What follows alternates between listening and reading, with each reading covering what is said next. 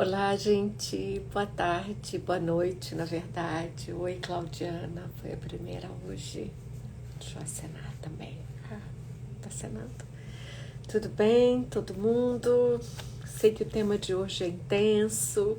As pessoas... eu também gosto de quando a gente conversa sobre escrita. Muito boa noite a todo mundo. Muito bom ver vocês. Eu tô em outro lugar, eu tô num hotel, mas consegui achar um lugar com uma luz que tem uma abajur aqui, aí dá pra enganar e a gente ficar. Que bom que a luz está funcionando. Que vou ficar muitas semanas viajando e de cada lugar que eu tiver a gente vai fazer com as horas mais malucas, porque algumas vezes agora eu vou ter que fazer essa banquinha de madrugada, então vai ser no mínimo divertido. Acho que vou fazer de pijama para manter o nosso ritmo. A gente já passou mais da metade. Se a Marta ou a Jéssica estiverem aqui, elas nos dizerem, ou se alguém souber qual é o nosso número do total de banquinhas. Eu sei que a gente já passou a metade. Então, muito bom saber, Gabriela, muito bom saber que a banquinha ajuda vocês a escreverem, vocês a caminharem esse momento, né? A gente está no número 10, né? Eu acho que são 17, eu acho, se alguém souber, nesse módulo. Então, a gente está na 11. E se alguém nos disser o total desse módulo. É super importante, gente, que é óculos novo, Lelis, é um óculos novo, que para essa viagem longa e para ficar com ele, que aí eu não perco e não me preocupo. É super importante que vocês façam os exercícios, gente. Não deixem de fazer para poder ter o certificado. Se você não tem interesse no certificado, acompanha quando você puder. Então, a gente está na banquinha 10 de 17. Então, a gente já passou a metade do nosso módulo. O tema de hoje, que é como escrever e sem sofrimento, foi decidido por vocês, ou seja, não é invenção da minha cabeça, de que é possível escrever sem sofrimento. Eu não sei se a palavra tem que ser sofrimento, mas talvez angústia, ansiedade, preocupação, mas eu acho que sofrimento é o que a gente tem que tentar afugentar, né? Tem que tentar aquietar. Mas são duas perguntas em uma, né, gente? Que é como escrever e sem sofrimento. E eu queria introduzir uma terceira, que era por que escrever. Né? A gente já falou um pouco aqui de por que escrever, mas eu queria que a gente tivesse essa pergunta no fundo: por que a gente escreve? Por que vocês estão nessa caminhada de fazer um tipo de escritura? Porque a vida acadêmica é um tipo de escrita, não é a única, há muitas outras, ao contrário, ela é um gênero. Mas eu queria que a gente pensasse nisso. Por que todas nós queremos ensaiar, tentar escrever dentro desse rigor, das regras que a vida acadêmica tem, né? E por quê, né? Eu também acho, sabe, Maria Luísa, eu acho que é Maria Luísa, né? Maria Isabel, que a gente escreve para alguém ler. E a pergunta é: quem é esse alguém? A mim, é claro que eu quero muito pessoas como vocês me lendo. Quando as pessoas me contam, me mandam fotos que leram Esperança Feminista, é uma coisa fabulosa, né? É um encontro entre pessoas desconhecidas, mas que se encontram pela palavra. E a mim também é fascinante quando pessoas que não me conheciam, ou pessoas que estão distantes do que eu escrevo, me leem. Mesmo aquelas que vão discordar de mim. Tem um papel de rebeldia na escrita, né? Que é escrever para desafiar o poder, né? Tem escritas que são para encontrar, que são para aproximar, que são para formar comunidade. Há escritas que são escritas fortes para produção de verdades, para desafiar. Antes da gente começar, enquanto vocês estão chegando, eu sempre imagino vocês chegando, eu queria seguir os meus recados. Então, primeiro é o do exercício, façam logo depois daqui. Silvana, isso de escrever para aliviar a alma, a gente vai ver que tem uma expressão parecida na Andaluzua, que a gente volta a ela. Eu queria dizer que a Jéssica, a Juliana e a Marta estão lá estudando o TikTok para me darem uma aula, e eu verdadeiramente vou entrar no TikTok. Eu não vou fazer dancinha, eu não sei dançar, não que seja nenhum problema para quem sabe, mas eu vou verdadeiramente entrar. Acho que é um espaço importante para se comunicar com as pessoas, é um espaço de outras formações de comunidade. Então, em breve, eu vou com elas. Esses dias, eu li o livro que se chama Sobrevidas. Ele se chama Abdulrazak Gurab, que ganhou o Prêmio Nobel de Literatura. Eu não o conhecia. Só um livro dele traduzido para a língua portuguesa, que é esse, que se chama Sobrevidas. É um livro impactante. Eu recomendo muito que leiam. Ele precisa de tempo para ler, é um livro para ser lido no largo, não só porque ele é grande, mas porque ele requer um mergulho na imaginação e nos sentimentos sobre a história de uma saga familiar, de uma família impactada pelo regime de colonização no início do século XX até depois da Segunda Guerra, o que hoje é a Tanzânia, na África, e em particular sob a colonização alemã. Então, desde fragmentos históricos que se conhece pouco, como uma circulação de histórias, como que foi a colonização alemã e como todas as outras, a sua brutalidade. Mas a coisa mais bonita, a mim me parece, nesse livro, que se chama Sobre Vidas, mas no sentido de sobrevivência, é sobre as humanizações cotidianas em um regime brutal de colonização, de desumanização, como foi o regime, né, de colônias e de exploração, mas de como pequenas humanizações cotidianas, de encontro de pessoa a pessoa, fazem uma sobrevivência intergeracional e uma recriação da história. O livro se chama Sobrevidas, e vale muito ler, muito. E sobre isso que nós conversamos hoje, que é sobre por que escrever, né? Eu acabei de visitar um projeto lindo que eu vou publicar logo depois daqui, que também me deixou muito impactada, de um artista, um curador individual, em que ele pede às pessoas anônimas, você tem que se manter anônima, você entra dentro do espaço, que é uma sala grande. Então vocês imaginem que são histórias numa folha de papel como num varal, da qual você tem que escrever uma história, qualquer história, e tem que se manter anônima.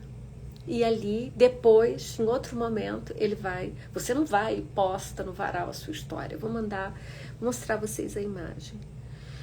E isso foi tão impactante para mim, antes de vir aqui e falar por que escrever, o que escrever, como escrever, porque são pessoas que estão passando na rua e que se sentem interpeladas a escrever.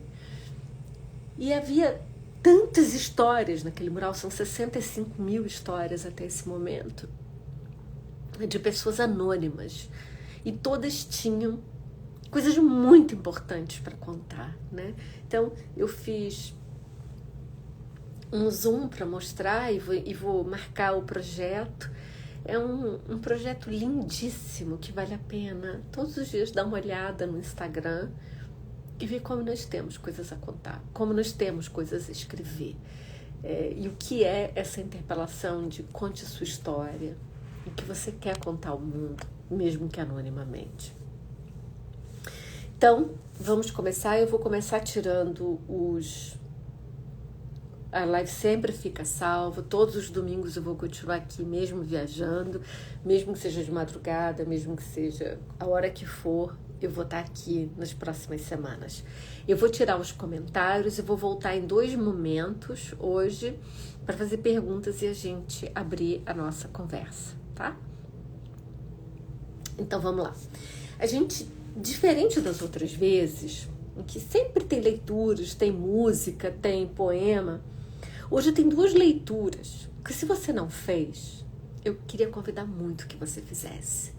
Faça, prometa que você vai fazer, você vai terminar aqui, vai dar 1 hora de leitura, que são 2 capítulos curtinhos da Bell Hooks, que Erguer a Voz, e da Glória Andalziua, que é uma carta para as mulheres que vão escrever.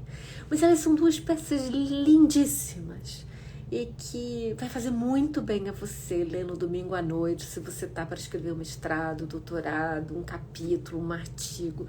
Lê isso e volta sempre a essa leitura. A mim foi muito rico ler hoje. Eu não sei em que momento vocês leram, ou que momento vocês vão ler. Eu tirei quase 2 horas no meu dia, um domingo super quente. Eu sei que vocês estão com frio aí, mas um calor. Entrei num café e fiquei pensando nesse momento e fui estudar e ler, e me fez muito bem ler esses 2 textos antes. E depois, no meu caminho de volta para o hotel, eu encontrei essa exposição. Então parecia que eu estava só me preparando para a gente vir conversar. Então Bell Hooks é um pseudônimo. Já foi o primeiro gesto de criação dela sobre como escrever, foi criar uma própria escritura para sua assinatura. Grande parte de nós na vida acadêmica não vai fazer isso. A gente vai ter um nome, vai ter um sobrenome que você vai escolher. Mas tem uma história que ela começa. Eu acho que muitas de vocês, se já leram Bell Hooks, ouviram falar esse livro dela que se chama E Eu Não Sou Uma Mulher, sobre feminismo negro. E ela conta que durante muito tempo o livro não circulou. O livro foi duramente criticado. E ela diz, não eram críticas humanizadas. Olha que expressão linda, gente. Parte da nossa, eu arriscaria usar o plural aqui, né? Da nossa trava de escrita, angústia de escrita, sofrimento da escrita passa por esse receio de críticas desumanizadoras, né? De críticas que são para nos impor uma sentença de silêncio. E veja que ela não diz críticas construtivas, não, críticas que não foram humanizadas, críticas desumanizadoras. Dessas a gente tem que fugir, talvez a gente não deva nem ler, elas sempre vão existir na hora em que você escreve algo, que você publica algo. Mas nós temos que fazer comunidades de repúdio a essas práticas de críticas desumanizadoras. Porque nós podemos escrever coisas boas, coisas nem tão boas. Nós não somos uma linha só de crescimento. Há momentos de quem lê também, né? Que é um encontro. A escrita, para se transformar em leitura, você precisa da outra pessoa lendo você e fazendo daquilo encontro. Então, a minha Bell Hooks conta algo que eu já vivi, muitas pessoas, muitas mulheres, mas grupos minoritários, né? Grupos oprimidos, como chama Bell Hooks, já viveram. Que é mesmo escrevendo muito, não importa se é aqui no Instagram, não importa se é um diário só seu, não importa. Evitar o título escritora. Dizer, olha, eu sou uma professora, eu estou fazendo mestrado, eu estou escrevendo a dissertação de mestrado, mas a dificuldade que se tem de convocar essa ideia de que eu sou escritora, né? Que parece que esse é um título sempre para os outros e não para si mesmo e para quanto mais vulnerável, quanto mais fora daquela comunidade de espera, de prática, de pronúncias, você estiver fazendo parte. Mas ela diz que a escrita é uma forma de agarrar a fala e mantê-la perto. Olha que coisa linda! A escrita é uma forma de agarrar a fala e mantê-la perto. E mantê-la eterna, né, de alguma vez. Mas ela diz algo que é maravilhoso, e eu peço que vocês recuperem isso e depois recuperem também Andalzua, que é dizer que escrever é recuperar a si mesma. A tradução traduziu por se auto-recuperar. Eu não sei se vocês sentem igual a mim, mas recuperar a si mesma me parece ainda mais bonito que auto-recuperar-se. E aí eu volto ao livro que eu abri hoje dizendo sobre vidas, que é uma história de recuperar a si mesmo, né? Recuperar as humanizações cotidianas feitas sob regimes brutais de opressão. Ao contrário do que dizem de você, de mim, de todas nós não vivemos em silêncio. Os poderes podem silenciar sua escrita, mas ela nunca desapareceu. Nunca desapareceu sua fala, nunca desapareceu o que você tem a dizer. A vida acadêmica é a entrada em uma comunidade de escrita, em uma comunidade particular de fala. E o nosso papel, se você não quer só reproduzir, né? Não é só uma performance de escrita, é você aprender a mudar a natureza, aprender. Você já vem escrevendo, você já é uma escritora, né? Você não precisa dos títulos para te dizer isso. Tanto que você escolheu esse caminho, né? Do mestrado, do doutorado, de uma escrita acadêmica. E o que você está fazendo nesse processo é aprender uma natureza de escrita para convocar uma audiência. A sua escrita é uma convocação de uma audiência. É muito interessante porque esse livro é escrito aí nos seus anos 80, quando Foucault também estava escrevendo sobre a parresia como a palavra verdadeira, aquela que desafia o poder. Eu já falei algumas vezes aqui, e hoje ao reler esse capítulo, eu encontrei exatamente a mesma ideia. E eu não acredito que Bell Hooks fosse leitora de Foucault nesse momento, se é que ela foi em algum momento da vida. Ela diz que a escrita dos oprimidos tem que ser aquela que fala aos dominados, que fala a verdade, e por isso uma voz radical. Ela é sempre criação e resistência. E por isso ela é um gesto político.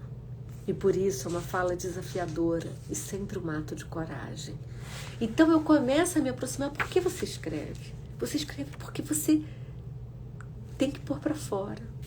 Porque, na verdade, como diz Andalzua, é muito pior não escrever. Nunca esquece disso. Por que você escreve? Porque é muito pior viver sem escrever. Porque ao escrever, você desafia. Ao reescrever, você transforma em palavra aquilo que você quer imaginar como possível. A escrita, nesse mundo da escrita, você faz uma reconciliação consigo mesma, não é com o dominador, mas é consigo mesmo, é com o dominador em você, com os poderes opressivos em você. Você imagina um mundo em que o aborto não é crime. Eu imagino um mundo em que os sistemas punitivos, eles não existem para desumanizar, para apartar, para perseguir, em que as mulheres não têm medo, né, de viver na casa, elas não têm medo dos seus amores. Então, na escrita, nós criamos mundos possíveis. E na escrita acadêmica, nós fazemos isso com a força de um tipo de evidência, de argumento, que é a pesquisa. Então, há uma reconciliação consigo mesmo. Eu repito essa categoria de reconciliar-se, né, que é reconciliar a si mesma, que é com o mundo possível que nós queremos, ou com o mundo possível realizável que nós queremos. É claro, e Bell Hooks diz uma coisa maravilhosa, ela diz: na vida acadêmica mentem os acadêmicos, eles não falam a verdade. É lindo, né? Porque ela diz: o que nós Temos que fazer mais do que informar. O que fazem os acadêmicos é informar. Isso não é verdade. Toda verdade tem o testemunho. E aqui ela está muito colada em Paulo Freire.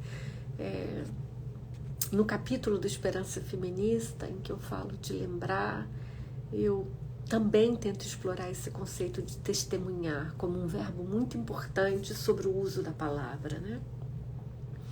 Então, a pergunta é: que voz você usa escrever? Que voz você usa falar?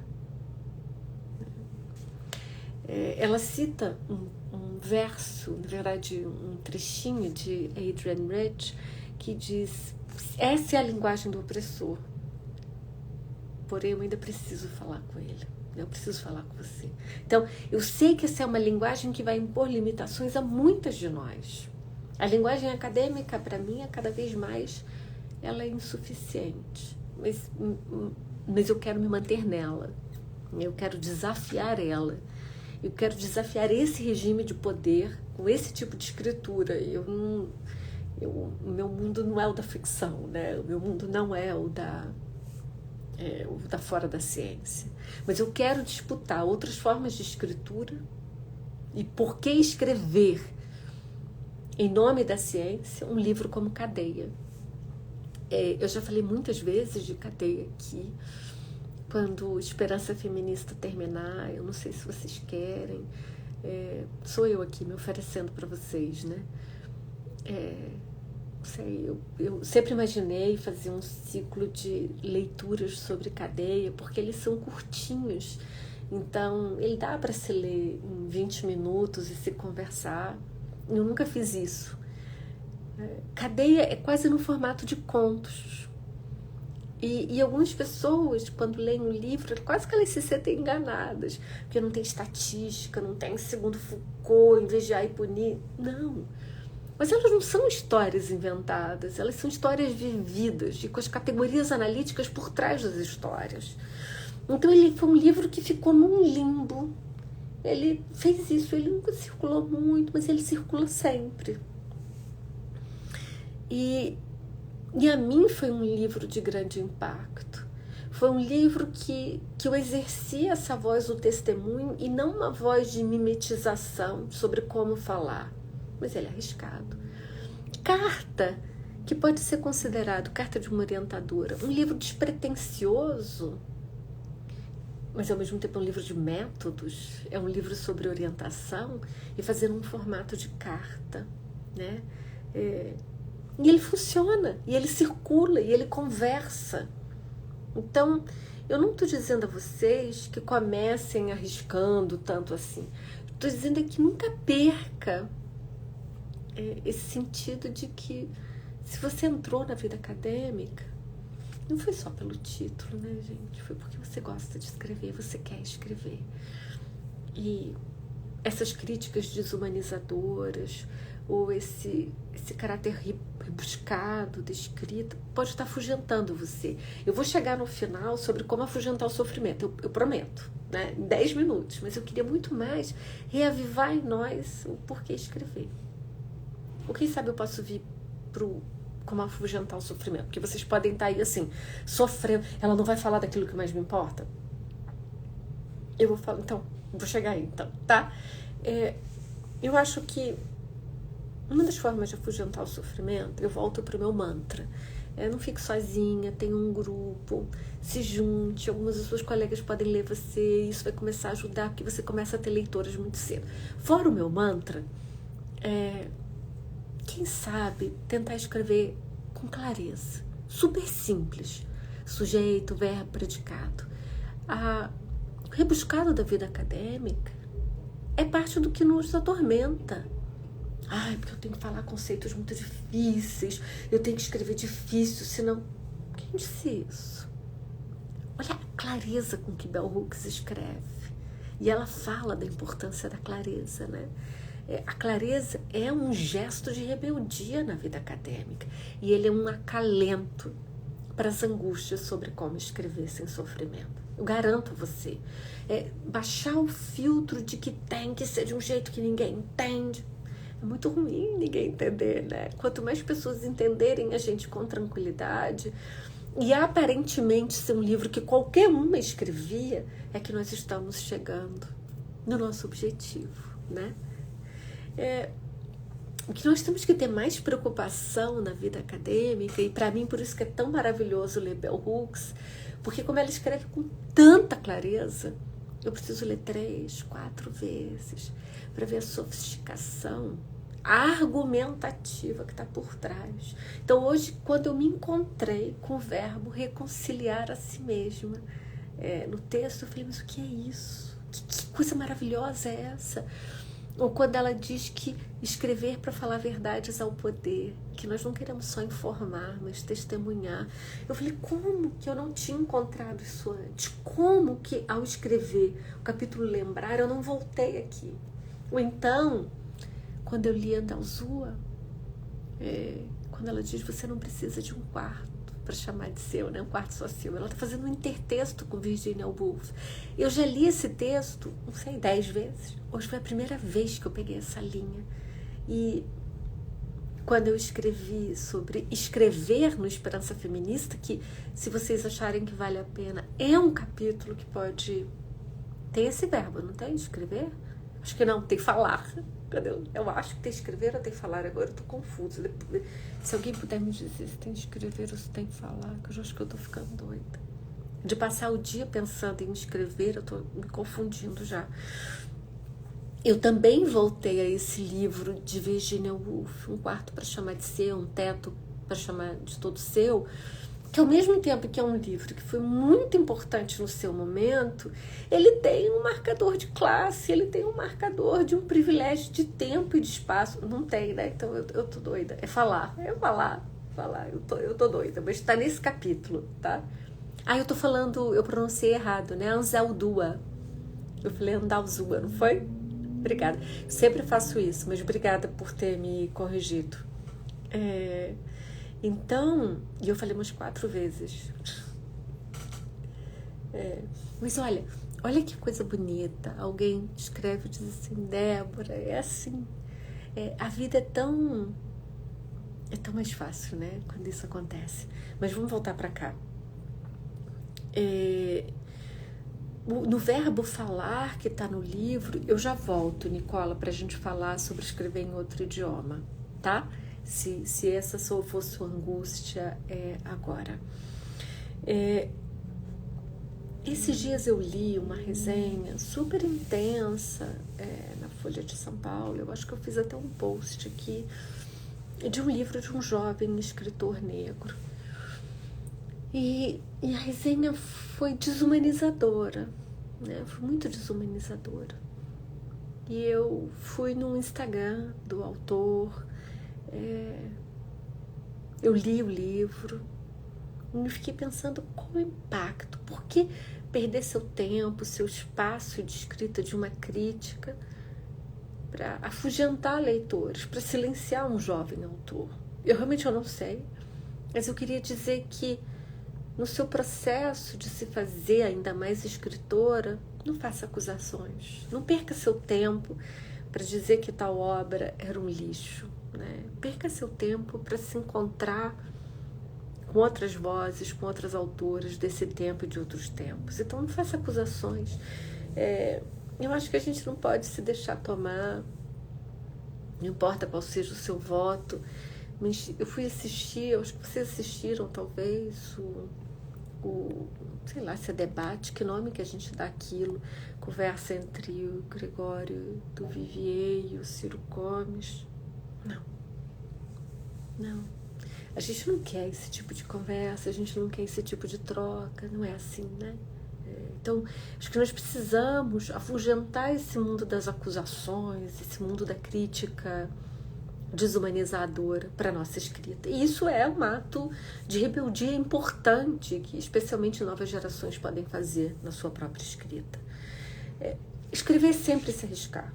Escrever sempre se expor. Estar aqui a se expor. Escrever sempre se expor. Mas é também se aproximar. Cada pessoa que lê o Esperança Feminista, tira uma foto do livro, cita um trecho, me marca, eu vou nessa pessoa, eu leio, eu digo, existimos agora uma para outra. ela para mim, eu para ela, a palavra entre nós. Então, escrever, e eu queria abrir, quem sabe a gente parar 3 minutos e dizer, por que você escreve? Eu vou começar dizendo que a minha resposta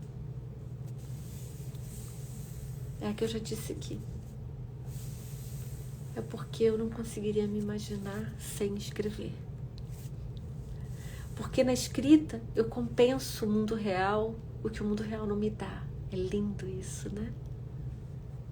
Compensar o que o mundo real não me dá. Por que você escreve? Por que você escreve? Eu tô roubando, tá? Minhas respostas. Porque a escrita compensa o que o mundo real não me dá. Porque eu vivo uma revolta em mim, diz ela. E esse é um mato atrevido. Porque eu tenho o maior medo de não escrever, diz ela. Ela diz porque, lindo, Nayana, porque não cabe mais dentro. Escrevo porque eu vivo. Porque para reconciliar o outro em nós. Para mim é catarse, diz uma de vocês. Nós não escrevemos, me parece, arte pela arte. A gente escreve para se encontrar, ele é transitivo, né? Porque a Neuza diz, porque eu vejo os meus defeitos. A gente se conhece melhor. A gente valida. É o que nos valida como seres humanos, diz ela, que nos valida como escritoras. Não é maravilhoso? E ela diz o perigo não está no particular, o perigo está no universal. Então não se acanhe de existir nessa escrita. É um ato político, como diz Bell Hooks, para organizar o caos, ou para desorganizar mais ainda, né? Mas desorganizar de um jeito que você passa a existir como uma narrativa. Para conhecer e me relembrar. Rafaela, eu não sei vocês, mas eu aprendo quando eu escrevo. As coisas começam a se realizar, inclusive o que é desumanizado pelos poderes. Então, quando eu escrevo sobre os impactos da criminalização do aborto em uma mulher, e digo o que aconteceria se o aborto não fosse criminalizado, eu estou realizando uma possibilidade do mundo em que não se perseguem mulheres. Né? Então, quando vocês escrevem sobre os efeitos do racismo nas mulheres negras, o efeito de uma xenofobia, vocês estão transformando um possível realizável como um elemento de existência. O Halley Cometa diz, ou a Halley Cometa diz, porque eu transbordo. Todas escrevemos porque estamos transbordando. É linda essas alegorias, né? Eu não sei se vocês querem botar algumas alegorias como essa. Porque eu transbordo, diz ela, né? Por que você escreve? Vamos mais 2 minutos e eu volto. Ela começa a carta dizendo... Ela começa a imaginar outras escritoras como ela, ou muito diferentes entre si, mas distantes do tipo que teria, né, uma escrivaninha, um quarto para chamar de seu, um lugar perfeito. A gente escreve num quarto de um hotel, a gente escreve a caminho do trabalho, a gente escreve num café, a gente escreve num ônibus, a gente escreve nos tempos que sobram entre trabalho, cuidado de filho, cuidado da casa e cozinha. A gente escreve as idealizações de teu tempo perfeito, o silêncio perfeito, o computador perfeito. Eles são de distração, distraidores. Existe. Bem, a gente inventa. Eles são provocações para que essa distração nos silencie. É dentro da realidade de cada uma de nós que a gente vai escrever. Esse é um fator de sofrimento, uma idealização sobre o tempo, sobre o espaço, sobre as condições para a escrita. Leiam como mulheres fabulosas que se transformaram em maravilhosas escritoras vão contar como elas escreveram. A idealização de que eu tenho que ter silêncio perfeito, que não pode haver luz, não pode haver perturbação, de que eu tenho que ter 10 horas. O Haruki Murakami, que eu adoro lê-lo, quando eu leio o livro dele sobre escrita, eu falo, é muito legal, né? Todos os dias acordar às 5 da manhã, ter o café, eu escrever até às 10, 11 da manhã, daí correr. Eu não conheço ninguém que consegue fazer isso. Talvez por isso ele é o Murakami. Mas o mundo real das pessoas que escrevem para transbordar, e como foi Conceição Evaristo que ela conta da história dela, que é Bell Hooks, escrevemos porque transbordamos, né? É que nós escrevemos como dá, não é isso? A gente escreve nisso, entre viajar e pegar um transporte, pensar. A gente lê primeiro, faz as notas depois, vem para cá e depois escreve alguma coisa. Então, esse é o nosso mundo real, né? E é ele. Afugentar essa ilusão de perfeição do tempo, do espaço, da palavra, da leitura, é afugentar o sofrimento. É afugentar uma parte dele. Isso não quer dizer que nós não tenhamos a angústia da criação, a angústia da descoberta, a alegria da palavra sendo construída. Mas esses são afetos transformadores, porque são realizadores de uma própria existência, né? Quando escrevemos, a gente está materializando a nossa própria quem somos, né? Então, não é, eu diria, algumas pessoas vão dizer, eu escrevo por escrever, a arte pela arte. Pode até ser, mas talvez, para muitas de nós na vida acadêmica, nós escrevemos para desafiar, nós escrevemos para transformar, nós escrevemos para nos encontrar, nós escrevemos para circular as palavras que desafiam os poderes. Então, nós temos mais medo de não escrever, né? Nós escrevemos para reconciliar esse outro em nós. De novo, aparece a mesma ideia de reconciliar. Porque nós não nos reconciliamos com as injustiças.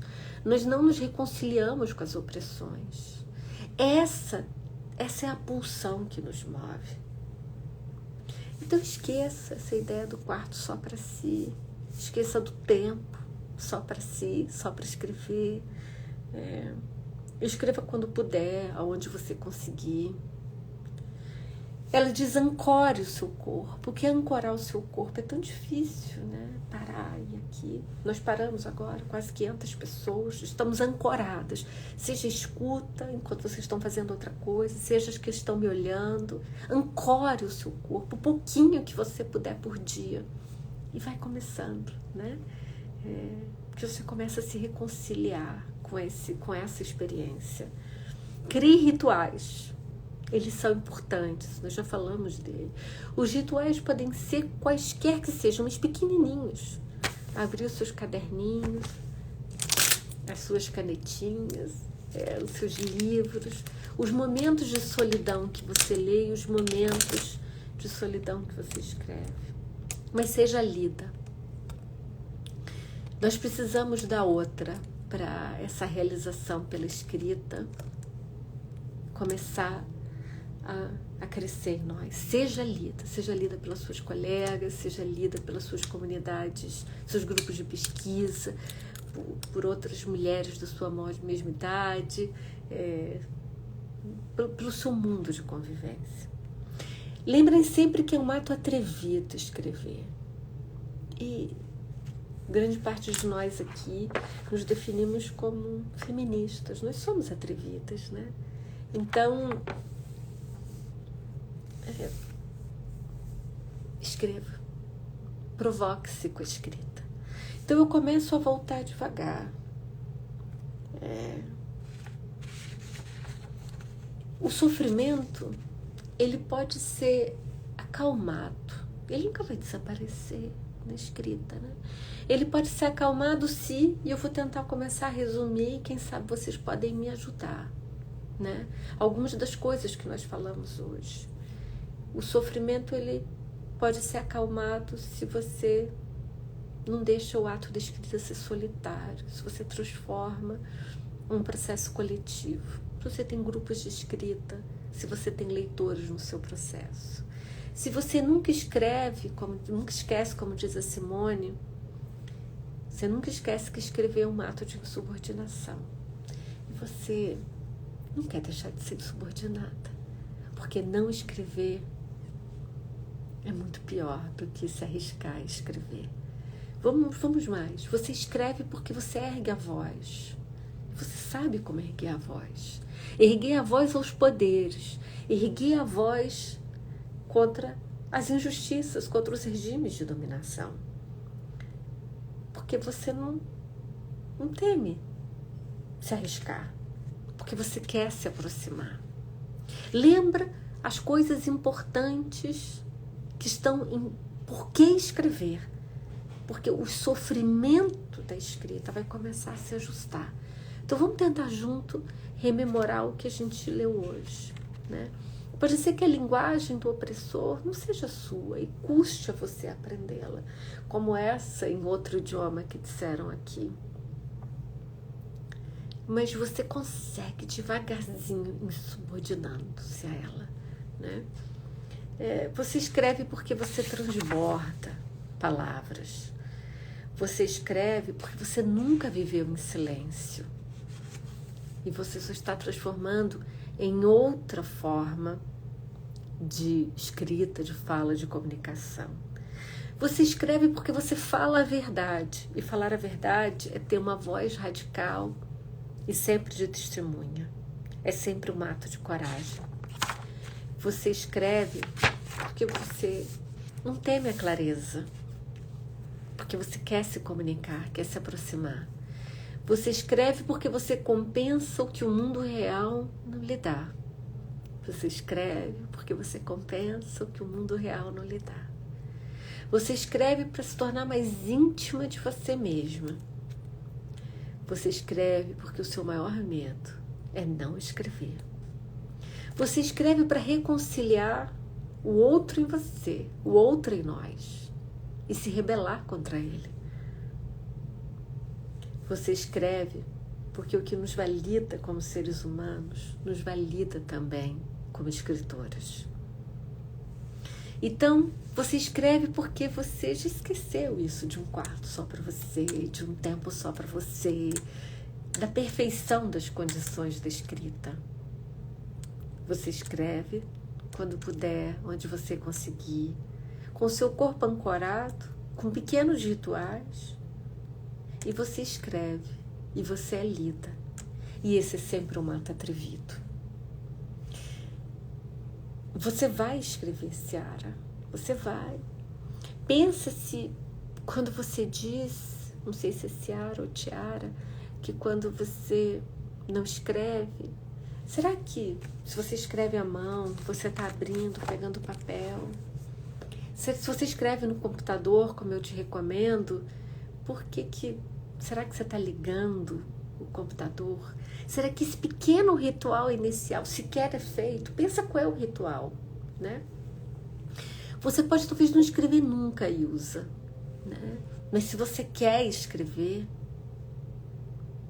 que eu imagino que muitas de nós queremos, a grande parte de nós, pensa que ritual pode ajudar você a disparar. É abrir um computador? Abre. Algumas pessoas que dizem, eu estou com uma trava de escrita, eu estou com uma trava para começar a colocar para fora. Elas sequer ligam um computador.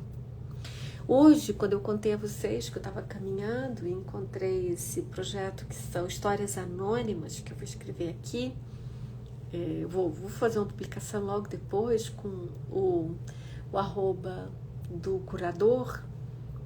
Eram pessoas, gente, anônimas, caminhando na rua. Elas pegavam um papel, como eu fiz, e escrevi. E eram histórias fabulosas. Era a história da reconciliação com o pai, era a história de um encontro amoroso, era a história de um cuidado com alguém que ia morrer, era a história de uma menina iniciando na vida sexual, afetiva. Era a história de alguém que estava fazendo turismo. Era história, era história, era história. Todos temos histórias para contar, todos temos algo para dizer. E ali era o mundo aberto de possibilidades de leitura sem que ninguém soubesse que era você. E quando eu olhava na sala, as pessoas que estavam escrevendo, eu dizia, eu posso imaginar que essas pessoas seriam escritoras, que essas pessoas queriam dizer algo com tanta vontade. Elas estavam ali. 65 mil histórias, gente, já tem. Então, eu só precisei de um papel e de alguém dizer qual é a sua história, né? Eu fui lá e escrevi. Você pode desenhar, eu desenhei, você sabe que é um desenho, né? Eu fiz qualquer coisa. Se a Priscila vê o meu desenho, ela me abandona. A Pri Barbosa, né? Eu desenhei, eu escrevi, né? E me fiz bem, né? A escrita, então pensem nisso. Afugentar o sofrimento é nunca deixar esquecer por que você escreve. Eu vou passar para as perguntas que vocês possam ter. A Denise pergunta: você poderia comentar sobre como lidar com os prazos nesse momento da escrita? Gente, o prazo é algo muito aterrorizador, né? Só que nós todos temos um prazo na vida, que são os tempos possíveis para cada coisa, né? Aqui, que tal pensar que você tem 6 meses para escrever? E não achar que isso vai reduzir sua criação, de que se você tivesse mais tempo você faria melhor. É certo, se eu tivesse mais tempo no Esperança Feminista, depois do que eu li hoje, o capítulo falar eu escreveria melhor. Mas tudo bem, foi aquilo que foi possível, foi aquilo que eu fiz. Aquele livro me permitiu conhecer vocês, aquele livro me permitiu fazer o curso, aquele livro vai me permitir fazer melhor. Então, que tal a gente pensar os prazos como ciclos da nossa vida para a escrita e menos como regimes de controle, de opressão, porque essa ideia de um tempo sem um cronograma, ele pode nos levar a não escrever, ele pode nos levar a uma dispersão de uma busca de uma perfeição que nunca vai chegar. E você não se arrisca, você não se aproxima, você não se reconcilia, você não se movimenta com essa palavra. Então, a minha resposta seria, Denise, como lidar? Com muita tranquilidade, dizendo, são 4 meses que eu tenho e o que eu vou conseguir fazer aqui. E ok, é assim, cuidando desses ciclos de tempos e de não tempos. A ideia de que esse ciclo imobiliza você é uma busca de uma perfeição que nunca vai existir na vida, e o que vai acontecer é você não escrever. Tem alguma coisa pior do que isso, do que não escrever, do que perder um mestrado, perder um doutorado, viver uma ferida de uma espera? Não escrever é viver uma ferida que sangra, de uma espera por uma perfeição que nunca vai chegar. Não permite isso a você. Não viva em estado de espera, não viva em estado de suspensão, não viva em um estado de não realizar algo que é tão íntimo a você como é escrever, como é permitir a você compensar o que o mundo nesse momento não dá a você.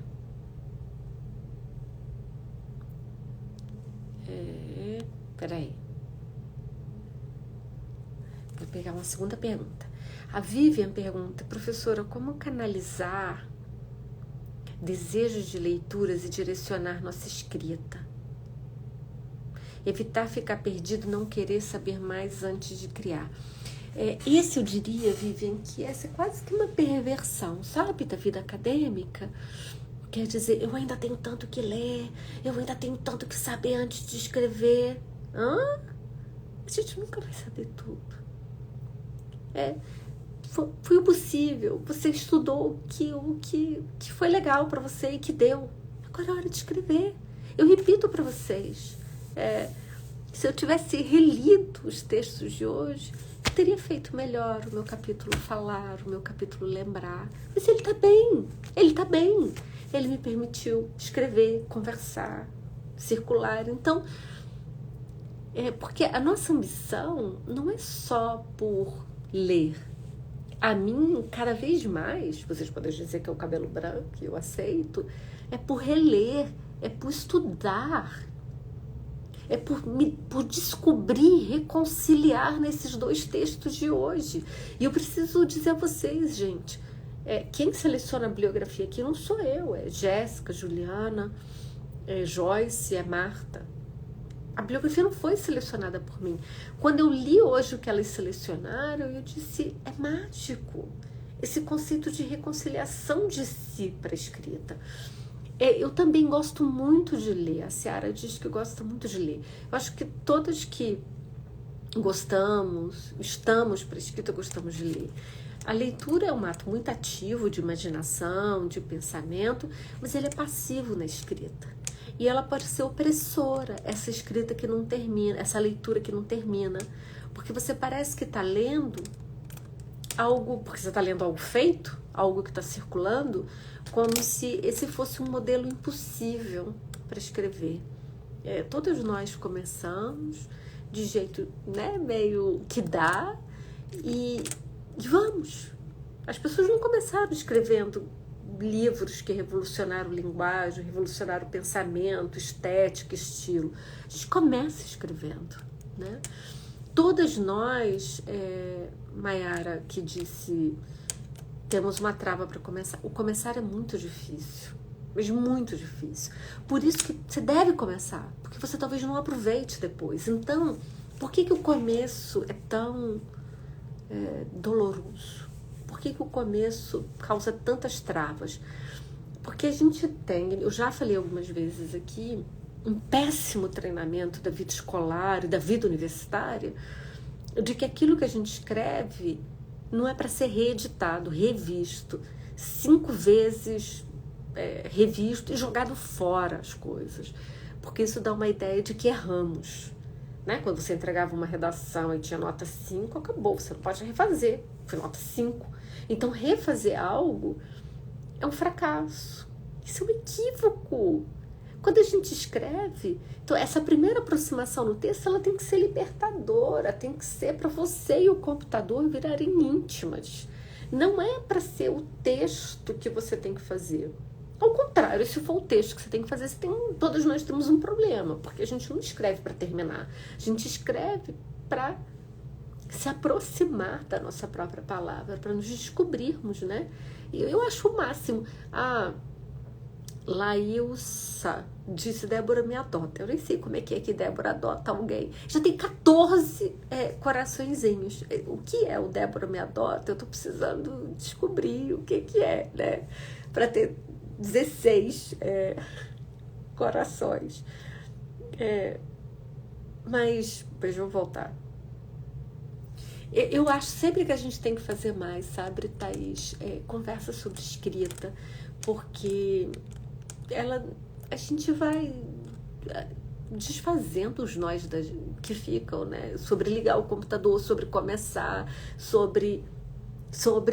E qual o problema de escrever qualquer coisa? Depois você desaparece, mas pelo menos você começa a se aproximar da palavra, de você mesmo, de criar uma relação. A Simone está dizendo que a gente fazer outro curso para não ficar órfã. Eu também. Vocês viram que eu já fiquei me oferecendo hoje para a gente fazer sobre o Cadeia, pensar como foi ali escrito, porque é para a gente não... Né? A gente, já no meio do caminho a gente vai inventando o que é que pode continuar. A Amanda fala, como lidar com a expressividade em outra língua? Me sinto acuada escrevendo em inglês. Eu vou te dar 2 respostas, né? Eu não sei qual é a área que você trabalha para ter que escrever você mesmo em outro idioma, né?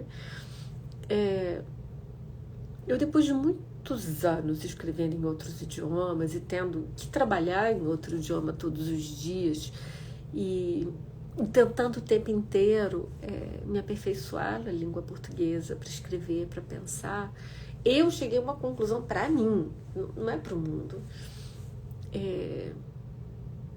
Eu preciso escrever em português. Eu preciso da intimidade das palavras, eu preciso pensar com cuidado. Eu escrevo em outros idiomas e o que for preciso eu vou fazer, mas eu quero escrever em português. E eu descobri que não tem nada melhor do que eu encontrar uma boa tradutora, né? Porque ela faz o que eu não sou capaz. Porque a minha existência está colada à língua portuguesa, mas sou eu, né? Outras pessoas pensam diferentes, dependendo das suas áreas. Eu preciso dessa língua para me reconciliar, né? Para aquilo que eu quero fazer com a escrita. Mas outras pessoas são diferentes, são mais hábeis do que eu, transitam melhor. Então, eu não tenho mais esse sofrimento. Eu uso outros idiomas para minha vida profissional, mas para minha escrita, quando eu vou publicar algo, eu trabalho com uma tradutora, né? Mas isso são pessoas diferentes, dinheiro, implica tempo, implica um monte de coisas. Então eu estou dizendo que serve para mim, talvez não para todas as pessoas, mas veja a sua área, veja como funciona para você. A língua portuguesa, a gente está tão entranhada em mim, tão entranhada. Eu sinto tanta falta da língua, da palavra, da escrita, que eu vou contar a última coisa, né? Quando eu saí do Brasil, eu deixei todos os meus livros, vim sem livro nenhum, e eu dizia, eu agora vou ler só o Kindle, eu não vou ter mais livro, porque eu tenho que ficar leve para ir para qualquer lugar, e eu não sei que vida vai ser vivida. Gente, eu recebo caixa de livro, e eu só quero livro em português. Eu quero ler literatura, eu quero ver como as pessoas estão trabalhando as palavras, como algo foi traduzido. O livro que eu tenho em inglês, eu leio em português também, e vejo como foi a Bell Hooks hoje, né? Como é que é traduzido.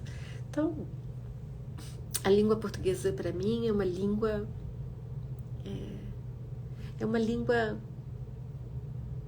que me permite eu me tornar mais íntima de mim mesma, né? Que me permite afugentar esse maior medo de não escrever. Então, eu não tenho uma resposta certamente de formas acadêmicas, de carreira. Todos os meus colegas que vocês forem ouvir vão dizer, vocês têm que escrever em inglês, estude muito, seja fluente. Eu queria dizer, escrevam em português, se deliciem com essa língua. Se der, escrevam em inglês. Se não der, contrata um tradutor. Mas a minha resposta não vale a pena ser levada adiante, tá, gente? Certamente há respostas muito melhores que a minha. Gente, a gente se vê domingo que vem. Eu não me lembro agora qual é o tema de domingo que vem, que se alguém aqui souber e puder escrever, coloca aqui qual foi o livro de domingo, qual é o livro, olha, qual é o tema de domingo que vem, gente. Qual é o livro, qual é a banquinha de domingo que vem, gente, escreve. Qual é a banquinha de domingo que vem? Vocês estão todos me ignorando. Cada uma está escrevendo uma coisa diferente. Me diz qual é a banquinha de domingo que vem, gente, olha aí. Vai. Qual é a banquinha de domingo que vem? Como fazer comunicação acadêmica pela internet. Obrigada. Olha, esse tema vai ser divertido, hein, gente? Então a gente vai voltar a escrever domingo que vem, falando de comunicação acadêmica pela internet. Eu já vou ampliar e contar para vocês que eu vou incluir fazer pesquisa pela internet. As duas coisas, tá? Em tempos de internet. Vão no Instagram ou no Telegram. Eu prometo que essa semana eu faço um vídeo. Essa semana eu não fiz, mas eu faço essa semana agora. Viu? Um beijo em todo mundo. Tem que salvar. Falta 1 minuto, senão a gente perde tudo. Beijo, beijo.